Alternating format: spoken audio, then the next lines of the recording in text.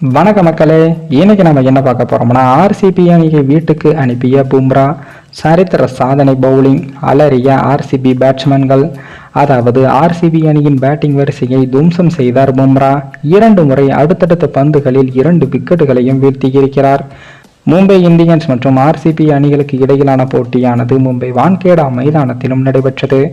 இந்த போட்டியில் ஆர்சிபி அணி முதலில் பேட்டிங் செய்தது.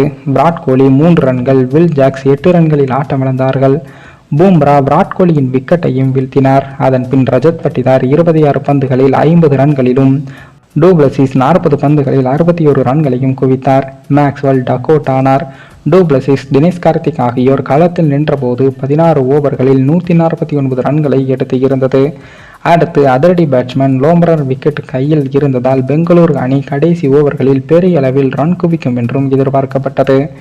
மேலும் பேட்டிங்கில் இம்பாக்ட் வீரரை களமிறக்காமல் விட்டால் பந்துவீச்சின் போது கூடுதல் பந்து வீச்சாளரை இம்பாக்ட் வீரராக பயன்படுத்த திட்டமிட்டு இருந்தது ஆர்சிபி அணி.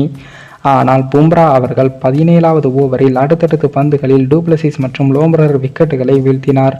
இதனால் பெங்களூரு அணியானது 6 விக்கெட்டுகளையும் இழந்தது. அதே போல அடுத்த பெரிய பேட்ஸ்மேன்கள் இல்லாத நிலையில் வேறு வழியின்றி சௌரவ் சவுகானை இம்பாக்ட் வீரராக ஆட வைத்தது ஆர்சிபி.